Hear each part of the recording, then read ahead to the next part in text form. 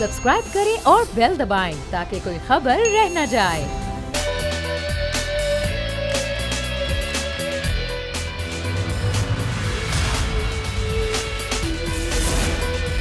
बिस्मिल्लाहिर्रहमानिर्रहीम, अस्सलामु अलैकुम। प्रोग्राम में मैं सुमैया रिजवान आपको खुशामदीद कहती हूँ।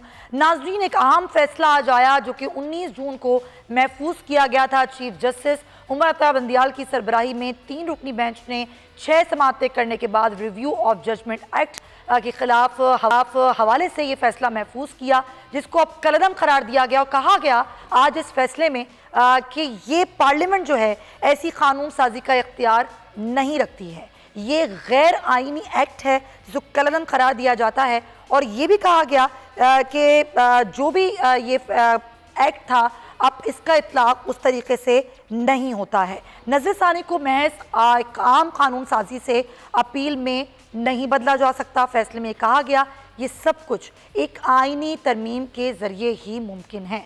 अब सवालात बहुत से उठ रहे हैं, वो ये कि हुकूमत जो कि अब जा चुकी है, ये जो फैसला था जिसका समझा ये जा रहा था कि इसका जो एक तरह से फ़ायदा है वो साबिक़ वज़ीर आज़म नवाज़ शरीफ या फिर जहांगीर तरीन और दीगर जो लोग नाअहल हुए हैं उनको हो सकता है। तो अब ये फैसला आने के बाद ये कानून साजी जिसको कलअदम करार दिया गया, तो अब क्या होगा?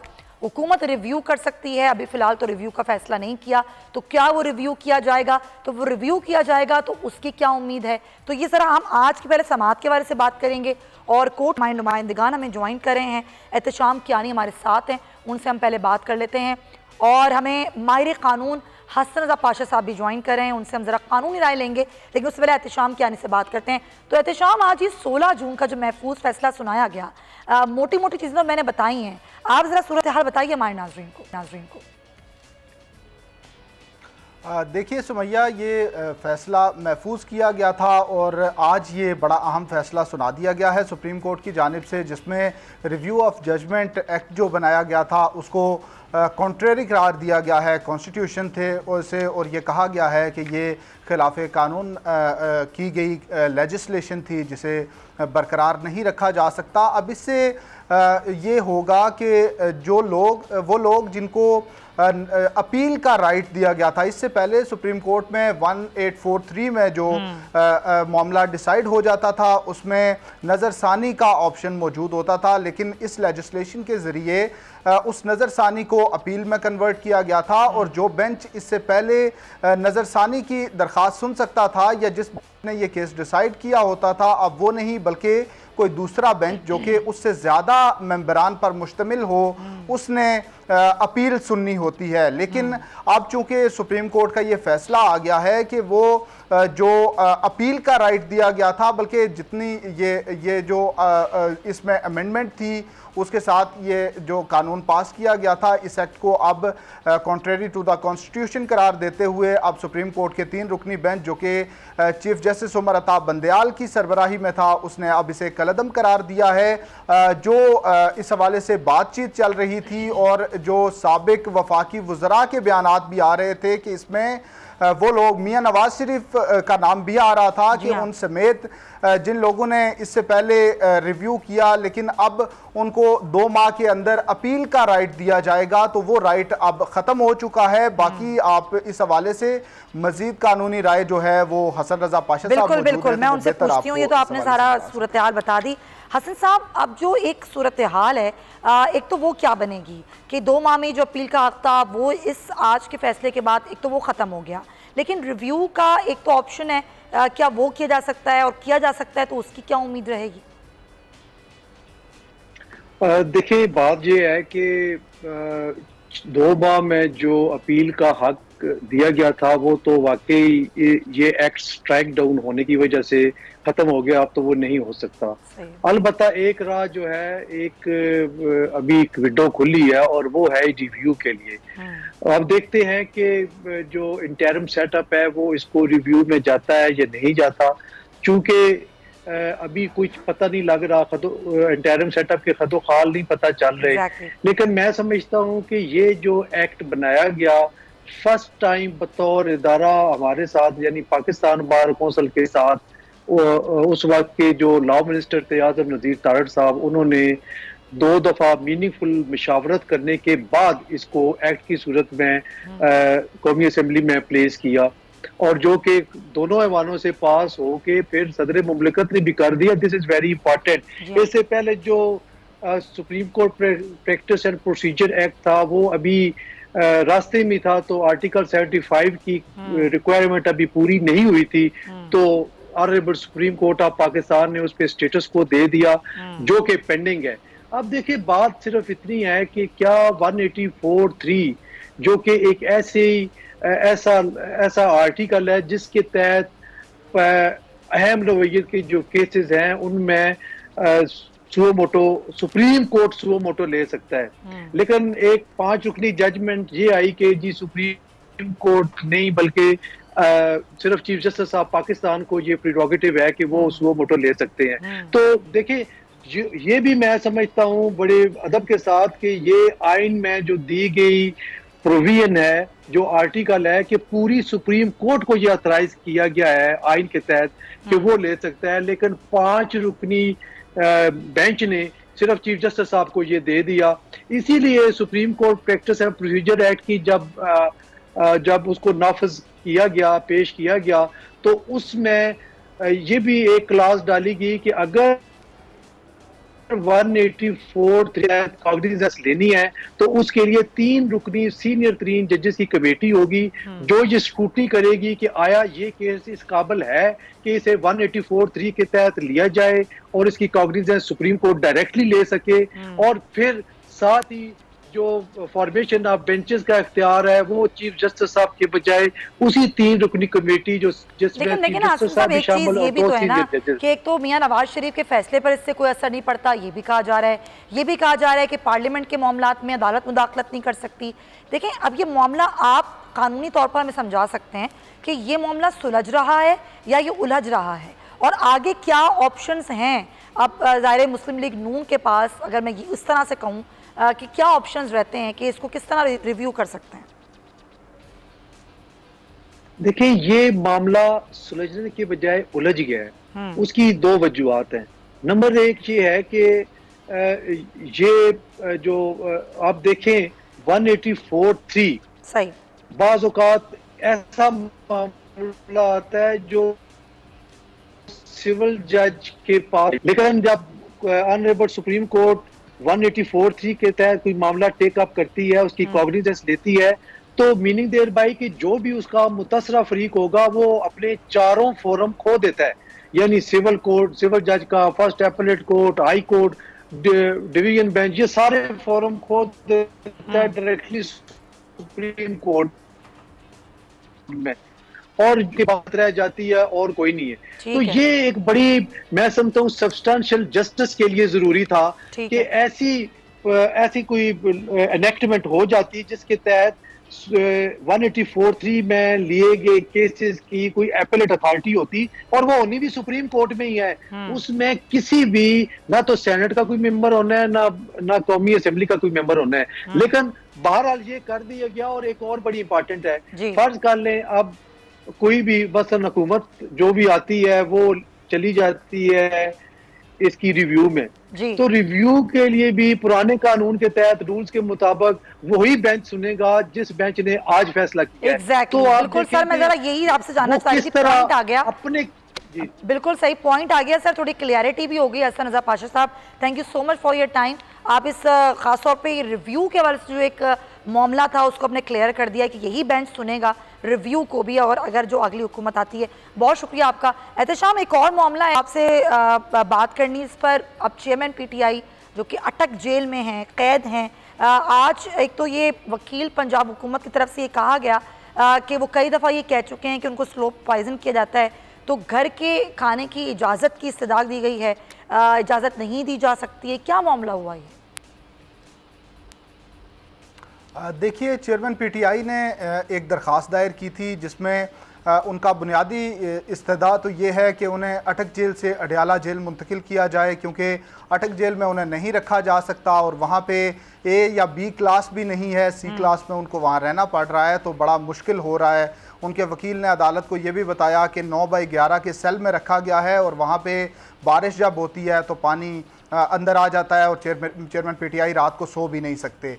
आज की जो समाअत थी, उस समाअत के बाद बज़ाहिर तो ये लग रहा है कि अटक से अडयाला जेल मुंतकिली का अभी कोई चांस मौजूद नहीं है, क्योंकि पंजाब हुकूमत के जो वकील अदालत में पेश हुए उन्होंने अपनी रिपोर्ट भी जमा कराई और उस रिपोर्ट में उन्होंने कहा कि अडयाला जेल जो है वो इससे पहले ही ओवर क्राउडेड है, उसमें मुख्तलिफ जराइम के कैदी वहाँ पे कैद हैं, तो इसलिए ये रिस्क नहीं लिया जा सकता कि चेयरमैन पीटीआई को उस जेल में मुंतकिल किया जाए। अटक जेल जो है कंपैरेटिवली उन्होंने कहा कि वो सेफ है और उन्हें वहाँ रखा जा रहा है। और इसके अलावा उन्होंने कहा कि चेयरमैन पीटीआई के लिए वहाँ पर 5 डॉक्टर मौजूद हैं। उनके खाने के हवाले से भी ये कहा गया उनके वकील की तरफ से कि खाना उनको घर से पहुँचाया जाए, जिस पर एतराज़ किया वकील पंजाब हुकूमत ने। लेकिन चीफ जस्टिस आमिर फारूक ने भी ये कहा कि इससे पहले भी उन्होंने मियां नवाज शरीफ का हवाला दिया, उनका नाम लिए बगैर, कि एक और हाई प्रोफाइल कैदी जो थे उनका खाना भी घर से आता था।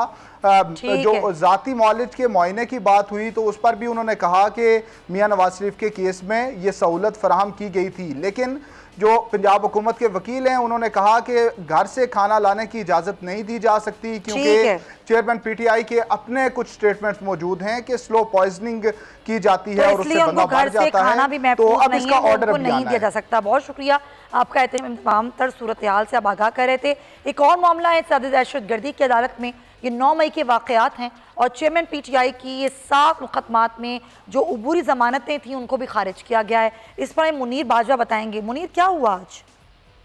जी बिल्कुल, लाहौर की सादे दहशतगर्दी अदालत के जज जाज अहमद बुटर ने के रूबरू ये चेयरमैन पीटीआई की 7 मुकदमात में अबूरी जमानतें जो हैं वो शेर समात थी और उस पर बैरिस्टर सलमान सफदर ने आज ये इस्तदा की कि उन्हें तैयारी करने के लिए बहुत कम वक्त मिला था इस बुनियाद पर, क्योंकि उन्होंने गुज़श्ता समात पर एक दरख्वास्त दायर की थी जिसमें ये कहा गया था कि चूंकि वो जेल में है और अदालत का ये इख्तियार है कि अगर कोई मुलज़म जेल में हो तो उसे तलब किया जा सकता है। और उसके साथ साथ उन्होंने ये भी इस्तदा की थी कि उनकी हाजिरी से इस्तिस्ना की दरख्वास्त है वो भी मंजूर कर ली गई, जिस पर प्रोसिक्यूटर ने एतराज किया था और उन्होंने कहा कि जब मुलज़म ही कमरा अदालत में मौजूद ना हो अबूरी जमानत पर तो उनकी जमानत में तौसील नहीं की जा सकती, इसलिए ये दरख्वास्त जो है वो खारिज की जाए। ठीक है, दरख्वास्तें खारिज की गई हैं। आज 9 मई के वाक़यात में 7 मुकदमात में अबूरी जमानतों का ये मामला था। बहुत शुक्रिया हमें आप आया बाजवा। तो एक तो ये सारा जो आज सारा मामला रहा, ख़ास तौर पर कोर्ट से अदालतों से अहम फैसलों के आने का, और एक तरफ नाज़रीन निगरान सेटअप के मामलात भी अभी तक नहीं पाया तकमील तक पहुँचे हैं। इवन कि निगरान वज़ीर आज़म का जो मुशावरत का अमल था वो कल भी नहीं हो सका, आज भी नहीं हो सका। अब देखना ये है कि 1-2 रोज़ में कौन होता है निगरान वज़ीर आज़म, इसका नाम सामने आता है। लेकिन 16 माह की हुकूमत, जिस पर हमने कल भी बात की, थे मुआशी चैलेंजेस, लेकिन आवाम के लिए कुछ खासा रिलीफ नहीं दे सकी ये हुकूमत। वज़ीर आज़म खुद भी इस बात का एतराफ़ कर चुके हैं। लेकिन अब इस सूरत हाल में आवाम को कौन बेहतरी की तरफ लेके जा सकता है, आगे क्या सूरत हाल बनेगी, एक सियासी मंजरनामा हुआ नज़र आ रहा है। इलेक्शन होंगे इस साल या नहीं होंगे, इस तमाम तर सूरत हाल पर हम बात करेंगे। मुझे ज्वाइन करें सीनियर सहाफ़ी हैं, तज़ियाकार इमरान याकूब साहब। अस्सलाम वालेकुम इमरान याकूब साहब। वालेकुम अस्सलाम। इमरान याकूब साहब, बड़े अरसे बाद आप आए हमारे शो में, क्या आपका तज़िया कहता है, क्या मामलात लग रहे हैं आपको? एक तो ये निगरान वज़ीर आज़म कौन होगा, ये कभी गुत्थी है, एक तरह से मामला है जो नहीं आया है सामने, और फिर ये आपको लग रहा है कि इलेक्शंस हो पाएंगे इस साल? सुमैया साहबा, बात यह है कि जिस तरह से आपने आज अपने प्रोग्राम में बहुत अरसे बाद बुलाया है ना, उसी तरह से लगता है कि मुझे इलेक्शन भी है ना जो अभी बहुत अरसे बाद होंगे, अभी फौरी इलेक्शन होते हुए नजर नहीं आ रहे। अच्छा। इसीलिए ये निगरान वजीर आज़म का जो मामला है वो भी इसीलिए शायद ज्यादा वक्त ले रहा है कि ऐसा एक निगरान वजीर आज़म चाहिए जो कि मामलात को ज्यादा अरसे तक खुश असलूबी के साथ चला सके। देखिए, जो नई मर्दमशुमारी का नोटिफिकेशन हुआ है, गजब नोटिफिकेशन, उसके बाद एक बात को समझ लें कि 4 महीने तो कम से कम लगेंगे नई हल्का बंदियों पे। फिर सियासतदानों के लिए हल्का बंदियां जो होती है जिंदगी मौत का खेल होता है।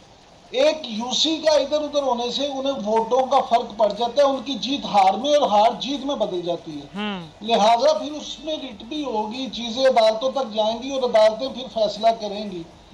तो इस सारे प्रोसेस में 6 महीने तो कहीं नहीं गए। लिहाजा ये सोचना कि इलेक्शन फौरी हो जाएंगे वो खासा मुश्किल है। हनूज इलेक्शन दूरस्त।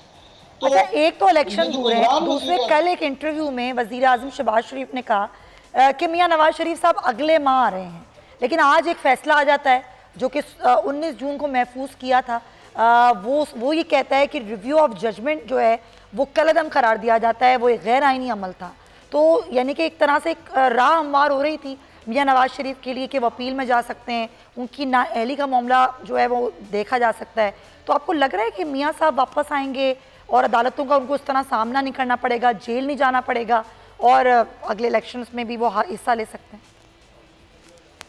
देखिए सुमैया, गुजारिश ये है कि मियां साहब जरूर वापस आएंगे, लेकिन अदालतों का सामना भी करेंगे। उनकी सिर्फ स्ट्रेटेजी और प्लानिंग ये थी मियां नवाज शरीफ की और मुस्लिम लीग नून की कि उस वक्त ये सारा कुछ हो जब चीफ जस्टिस ऑफ पाकिस्तान जनाब उमर अताब बंदयाल साहब रिटायर्ड हो चुके हैं। अभी आज सुप्रीम कोर्ट ने जो फैसला दिया है, अगर आपने आजम नजीर तारिक साहब के उस हवाले से गुफ्तगू सुनी हो तो उससे भी बहुत सारी चीजें क्लियर हो जाती हैं। ऐसा महसूस होता है बादियों नजर में कि आज वाला फैसला जो है इसकी अपील का मामला भी इस तरह से होगा कि अपील जो है वो उस वक्त सुनी जाए जब नए चीफ जस्टिस साहब आ गए हों, ताकि ये ताकि मुस्लिम लीग नून को जो ये खदशात हैं कि शायद किसी जगह से कोई अहम शख्सियत जो है वो कहीं पे उनके खिलाफ है या उनको निशाना बनाया जाता है, तो उससे वो बच सके। तो ये आप जो इलेक्शंस होंगे इमरान याकूब साहब, वैसे तो ज़ाहिर है ये जो हुकूमत गई, वज़ीर आज़म ये भी समझते हैं कि तमाम जमातों को मौका मिलना चाहिए, हर जमात हो एक जमहूरी तरीके से हों और इलेक्शंस हों प्रॉपर। लेकिन आप कैसे देखते हैं, ये कोई भी ऐसा टफ कंपटीशन कोई जमात किसी को देगी या फिर थोड़ा थोड़ा सबका हिस्सा होगा? इलेक्शंस होते हैं और उसके बाद जो नताइज होते हैं उसके लिहाज से। देखिए, गुजारिश ये है कि वफाकी हुकूमत जो है ना, इस्लामाबाद वफाक का जो इक़्तिदार का रास्ता है वो लाहौर से होके जाता है, क्योंकि पंजाब सबसे बड़ा सूबा है। जो यहाँ जीतता है वही ज्यादा आमतौर पे वही हुकूमत वफाकी बनाने में कामयाब होता है। मुस्लिम लीग नून की कोशिश ये है कि चेयरमैन पीटीआई की गिरफ्तारी के बाद उनको सजा मिलने के बाद यहाँ जो मामलात हैं और 9 मई के वाक़यात के बाद ख़ास तौर पे वो समझते हैं कि पीटीआई जो कमज़ोर हुई है या जो बैकफुट पे गई है उसका फ़ायदा अल्टीमेटली मुस्लिम लीग नून को पहुँचेगा। तो अगर पंजाब में मुस्लिम लीग नून हुकूमत बनाने में कामयाब हो जाती है तो फिर वफाक में उनके लिए हुकूमत बनाने में आसानी होगी और फिर वो मिलजुल के हुकूमत बना सकते हैं। देखिए, इस्तेकाम पाकिस्तान पार्टी जो है कुछ सीटें वो ले लेगी, कुछ सीटें जो हैं वो पीटीआई की बची कुची क़यादत शाह महमूद कुरैशी साहब की ज़ेरे क़यादत वो कुछ सीटें ले लेंगे। तो कुछ इसी तरह से जो मामला होगा, फिर पीपल्स पार्टी है, जमीयत उलमा इस्लाम, फजलुर रहमान है, दूसरी तमाम जमातें। तो ये सारा जो मामला है मुझे इस तरह से नहीं लगता ज़ाती तौर पे कि कोई भी जमात अकेली इस पोजीशन में हो कि 2/3 अक्सरियत वो ले ले और इलेक्शन में। और पीटीआई का क्या मुस्तकबिल होगा? वही बचा कुचा मामला ही होगा जो आप कह रहे हैं? देखिए, मुझे तो ऐसा ही लगता है कि अब मामला उसी तरफ जाएगा। हाँ, और ये उस तरह से अब ये जमात नहीं नजर आएगी जिस तरह में नजर आई थी। नहीं, उसकी बुनियादी वजह है कि चाहे साबिक वजीर आजम जो हैं वो कुछ भी कहते हों या शख्सियत परस्ती के खिलाफ बातें करते हों या मुरूसी सियासत के खिलाफ बातें करते हों, लेकिन अनफॉर्चुनेटली किया उन्होंने भी वही है। अगर आप देखें तो पीटीआई जो है उसमें वोट बैंक जो है वो उन्हीं की शख्सियत के दम से है। अगर वो माइनस हैं, उनकी चीज़ें माइनस हैं, वो जो है उनको अगर सजा हो गई है, वो नाअहल हो गए हैं, तो लेकिन एक चीज़ है ना इमरान याकूब साहब, देखें तोशा खाना वाला मामला तो फिर पीपल्स पार्टी का भी है, तोशा खाना वाला मामला तो मुस्लिम लीग नून का भी है, वो थोड़ा मुख्तलिफ तरीके से लेकिन है। एक बात जो अभी बिलावल भुट्टो ने कही, बहुत बाइनी खेज और बड़ी गहरी बात 2-3 रोज़ पहले, कि तर्ज सियासत जो आसिफ अली जरदारी और मियां नवाज शरीफ का है उसको उस पर सोचना चाहिए, क्योंकि उसकी सज़ा तो फिर हम भुगत रहे हैं, यानी कि हम एक गोल दायरे में चक्कर काट रहे हैं। ये सवाल मेरा आपसे है कि वो जो गोल दायरा है कि अब जो हुकूमत आती है फिर वो मुखालिफिन को जेलों में भेजती है, उनके खिलाफ केसेस को खोल देती है, फिर दूसरा बंदा आता है तो वो जब अपोजिशन में जाता है तो वो उनके खिलाफ मामला उठ जाता है। तो ये तो चक्कर है ना, चलता जा रहा है। क्या चक्कर कभी ख़त्म होगा? क्या हम इस तर्ज़ सियासत से कभी निकलेंगे? क्योंकि ये वो दौर तो नहीं है, ये 2023 है। सुमैया साहबा, आपने बड़ा अच्छा सवाल किया, लेकिन मैं आपसे ये पूछना चाहूँगा कि क्या आप ये समझती हैं कि ये चक्कर जो है मुस्तकबिल करीब में ख़त्म हो जाए? क्योंकि मुझे ज़ाती तौर पे ऐसा महसूस होता है कि मुस्तकबिल करीब में ये चक्कर ख़त्म नहीं होगा। यही मैं उसके जिम्मेदार हम खुद भी उसके जिम्मेदार हैं। लेकिन बिल्कुल सही है, चक्कर ख़त्म नहीं होगा। इमरान याकूब साहब, बहुत शुक्रिया, थैंक फॉर योर टाइम। हमारे साथ आप मौजूद थे। एक ब्रेक लेंगे, फिर वापस आएंगे।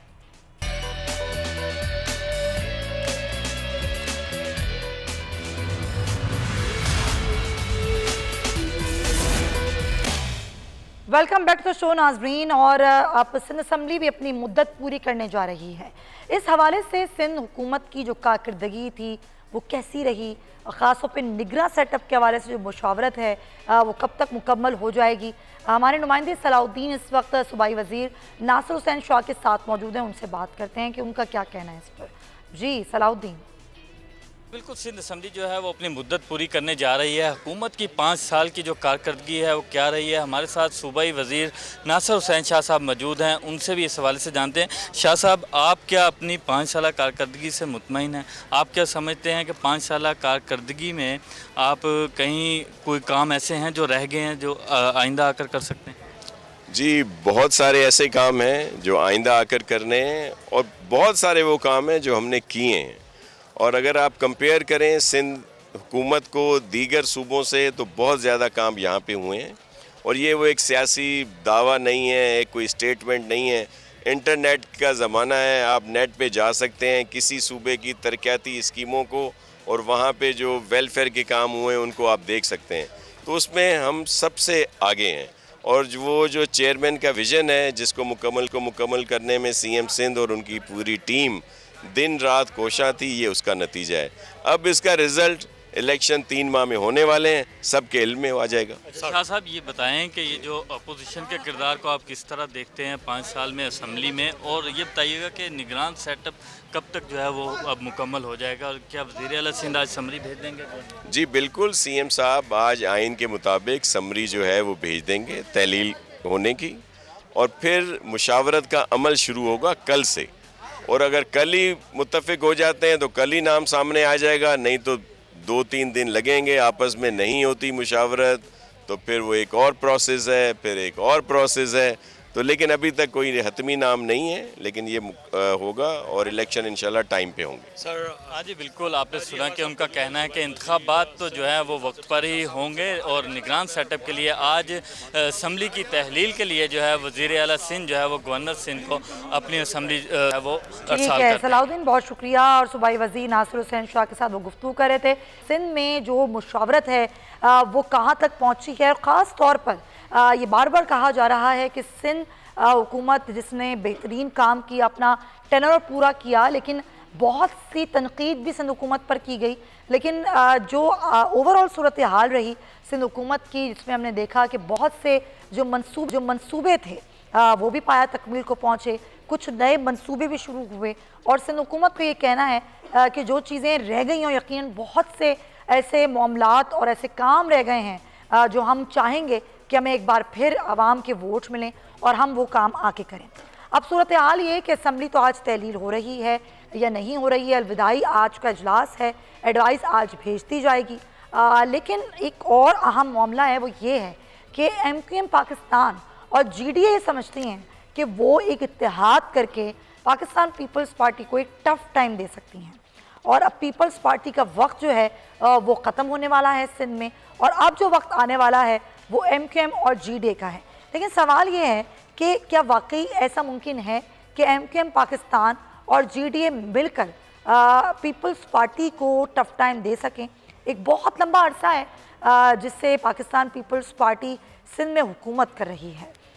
उसका वोट बैंक तोड़ना और इस इत्तेहाद के नतीजे में ऐसा समझना कि पीपल्स पार्टी को वोट नहीं मिलेंगे, क्या ऐसा हो सकता है? इस पर भी हम ज़रा बात करेंगे।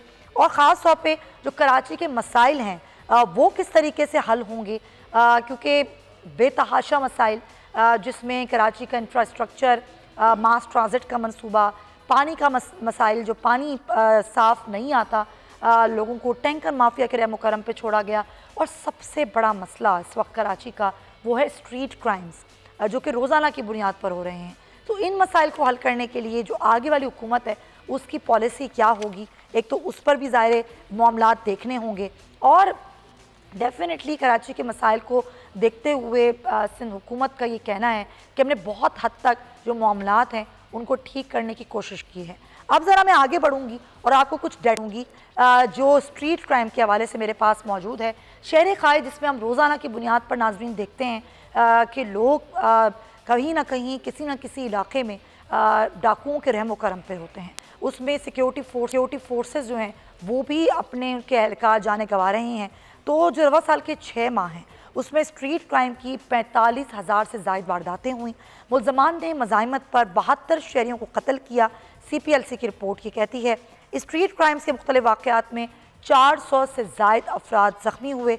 CPLC रिपोर्ट के मुताबिक शहर में रोज़ाना की बुनियाद पर तकरीबन 245 वारदातें हुई। माहाना औसतन 7,000 से ज़ायद वारदातें रिपोर्ट हुई। मोटरसाइकिल चोरी और छीनने की वारदातें इसमें सर फहरिस्त रहीं। कराची के 28,000 शहरी मोटरसाइकिलों से महरूम कर दिए गए। रिपोर्ट के मुताबिक 14,115 मोबाइल फ़ोन छीन लिए गए। 1,111 गाड़ियां जो हैं वो चोरी भी की गई। तो ये सारी सूरत हाल है। देख रहे हैं कि ये स्ट्रीट क्राइम बढ़ते ही चले जा रहे हैं। हर साल का जो डाटा होता है वो पिछले साल से ज़्यादा होता है। इसी पर हम बात करेंगे। CPLC चीफ, साबिक CPLC चीफ अहमद चनाई साहब हमारे साथ मौजूद हैं। अस्सलाम वालेकुम अहमद चनाई साहब। जी वालेकुम सलाम।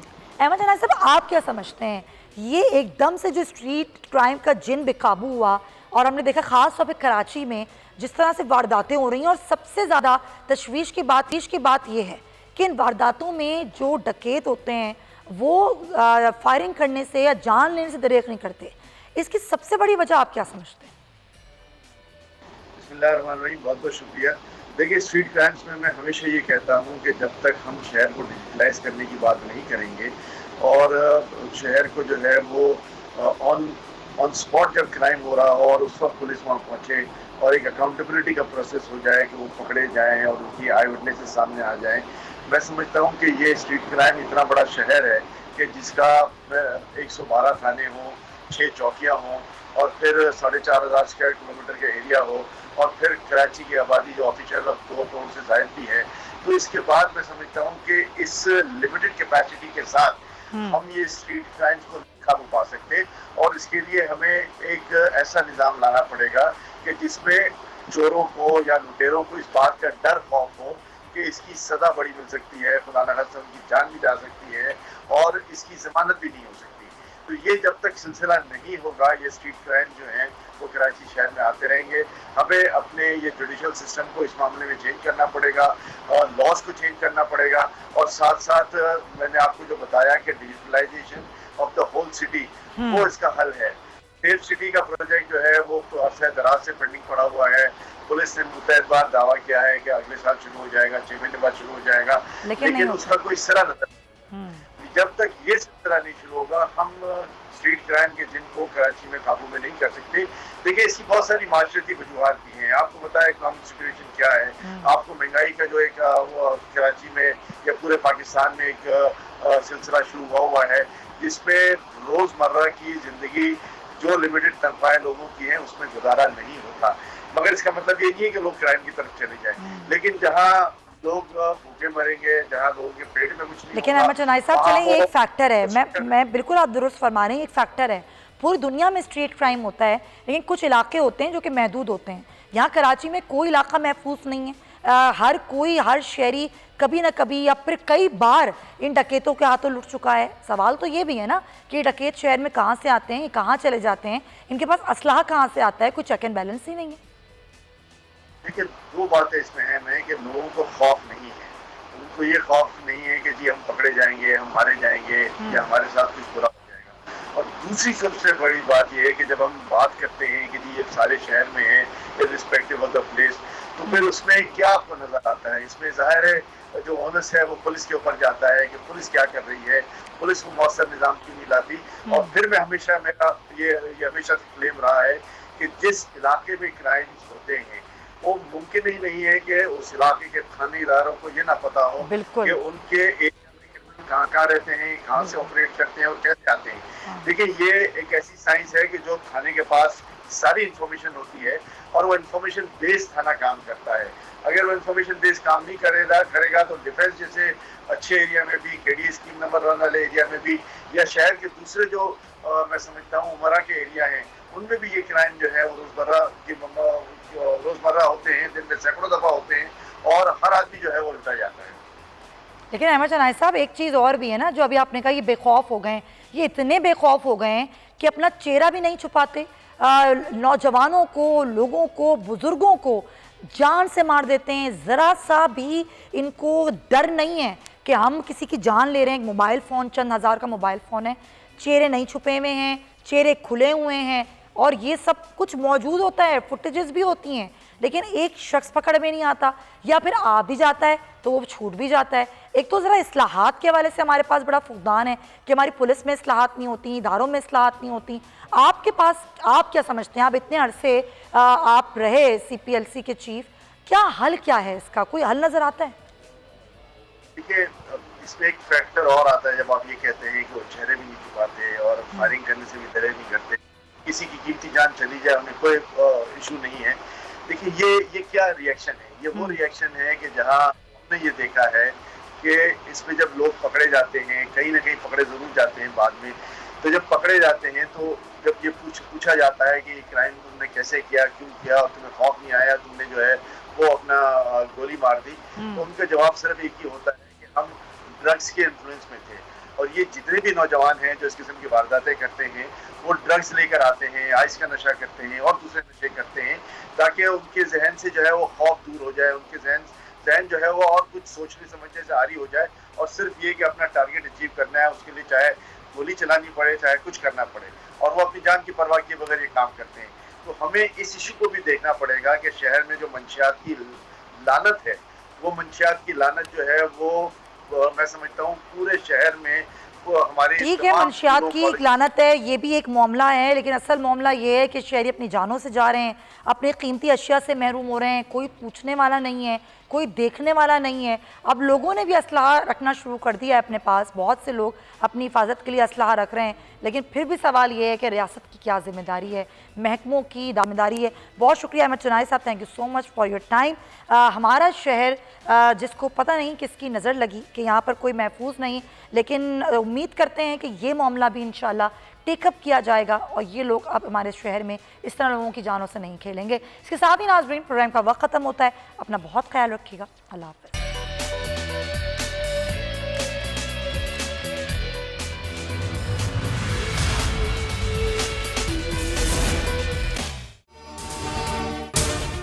अगर आपको ये वीडियो पसंद आई है तो सब्सक्राइब करें और बेल आइकन पर क्लिक करें। तारीख का अमीन,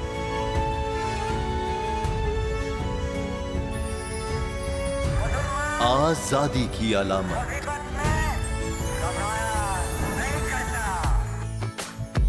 हुस्न का आईनादार,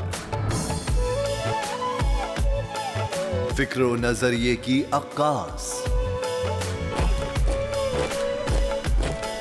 सरफराजी का गवाह, यानी हम सबका निगहबान पाकिस्तान।